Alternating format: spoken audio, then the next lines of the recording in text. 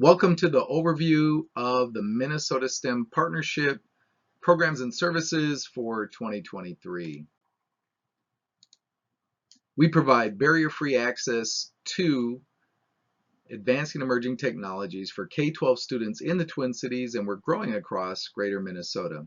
We provide access to these advancing emerging technologies to develop really workforce-ready skills through direct application of many aspects of robotics, esports from an IT infrastructure perspective, as well as drones, AI, VR, renewable, and clean energy. We also have a focus in on health and wellness with our STEAM Fit program, as well as implementing and infusing technology leadership development principles to develop the very best results in youth. In reality, we are an urban and community K-12 STEAM early workforce development initiative really veiled under STEM education. It is one and the same, but we have more of a professional development influence on this particular program. Our impact in 2022 alone, we've had an influence of over 1,821 students. We have a very good mix of high school and middle school impact, as well as I notice in our gender, we have persons who identify as female. We have a growing number of students in that particular realm. And then in our programs, we have distinct focus, obviously, on robotics, as well as career exploration. And our STEM events, we participate in many, many events and activities throughout the Twin Cities throughout the year. From a race ethnicity perspective, we offer and focus predominantly on BIPOC students. However, because we are non-discriminatory, we also participate in public events such as Experience STEAM at the Mall of America, where we saw a significant number of Caucasian students, where we didn't see as many BIPOC students. Therefore, our numbers are slightly skewed on this chart, but we are heavily focused in on BIPOC students. And we do serve both Minneapolis and St. Paul and greater Twin Cities communities with a fairly decent balance. Our primary pillars or areas of focus, if you will, are robotics. We're heavily into robotics. We have multiple teams across early exploration as well as into the college robotics realm with our first robotics competition teams, FRC. We do esports from a PC IT infrastructure perspective, but we do drones, race cars, AI race cars. We do many, many different activities that the students love. Under the category of professional development, we have our marquee premier Power Up IT program, where we are in 5 public schools across both school districts, SPPS or St. Paul Public Schools, as well as Minneapolis Public Schools, North, Southwest, Harding, Humboldt, St. Paul Central.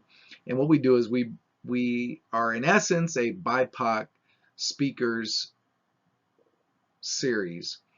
We identify persons of color that are in these particular professions in technology as well as now engineering, and we package everything for them. All they have to do is show up and talk to the classes at these schools that are interested in hearing about their particular area of interest and career.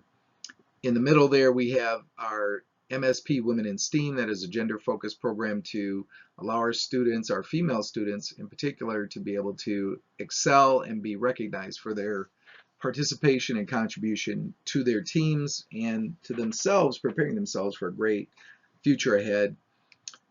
The STEAM Fit program, again, is a holistic approach to making sure that these professionals, these future professionals that we're developing, have a focus also on nutrition, health, and wellness. And so making sure they understand the basic principles of fitness, nutrition, hydration, sleep, and rest, and the differences between those. We obviously, to be able to do some of the advanced things, we do need to teach the students how to code. So at a variety of levels, they do learn to code in a variety of different languages, as well as we're looking to partner with other organizations that can help us supplement the training necessary to really truly advance our students. And as well as a focal point on clean energy. In particular, we are also very heavily involved with e-recycling and making sure that the students understand the cycle of what happens to that piece of technology when it goes and gets donated to a recycler. We've done on-site visits to multiple recyclers across Twin Cities. The program spotlight is Power Up IT, and what we actually do with Power Up IT. Power Up IT again is a BIPOC professional series where we also infuse professional development expectations for our students. One example is a career in robotics. We take them through the different types of jobs, although we are limited in time and we don't want to overwhelm the students. But what are those types of programs that they need to get involved with? And also, how much do some of these titles make as as they graduate from either high school or they go on to college, technical colleges, or wherever they may go. But it gives them an idea of why they should choose a particular career, and or maybe they'll begin to speak about other areas of interest that we can also help them with. For example, mechatronics is a nice mix, more like a general computer science degree, but covers all the areas of robotics and automation. The other key thing is making sure that the students know that these jobs are available right here in the Twin Cities and they pay really well. And these are just, of course, one example of this. We have professional memberships and alliances with associations such as National NSBE.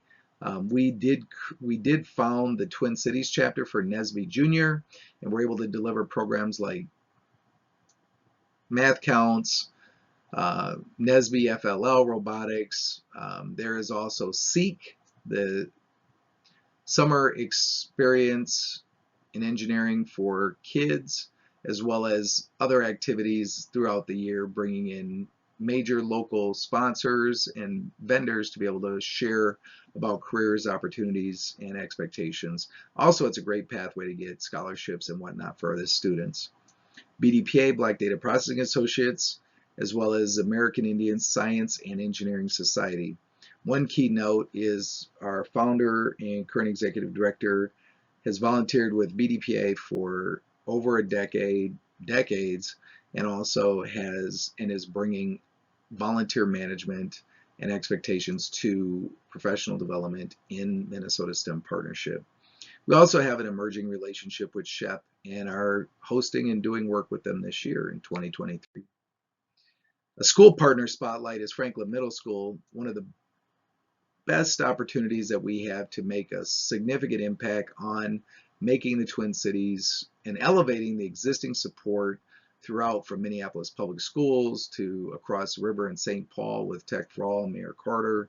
But the Franklin Middle School is especially important to us because we have access to 300 students within their school, and we're able to deliver programs like NSBE Junior, heavily into robotics, as well as Power Up IT will be infused in anything that we do. So we'll be bringing in guest speakers that will supplement and help support the existing incredible teaching staff so that they have more hands, more opportunities to share real world experiences with the students.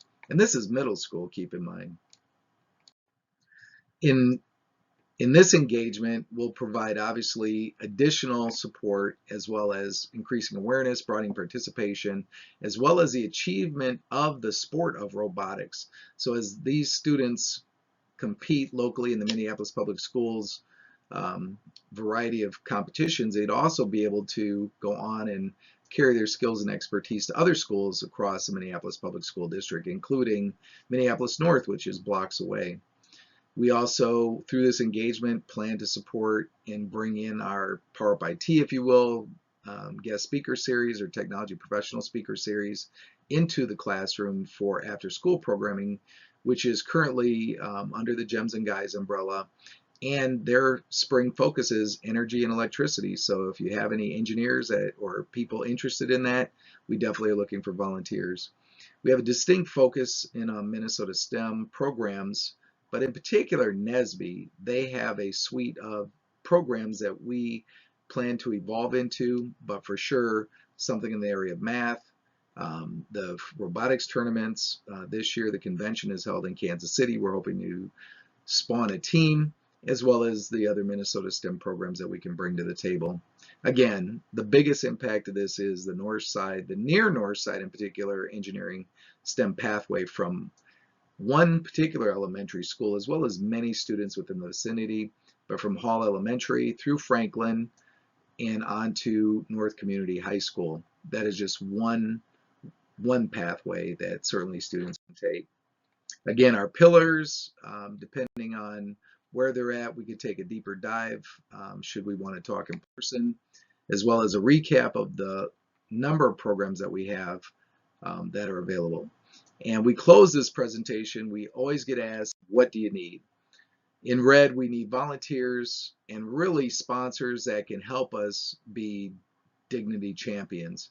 Having heard many stories about how students show up at competitions, they don't have the support, they don't have the food, they don't have the money to be able to look and act and behave like a team. And so in our particular case, hearing stories like, oh, we had to take Sharpies and make our own t-shirts to be a team.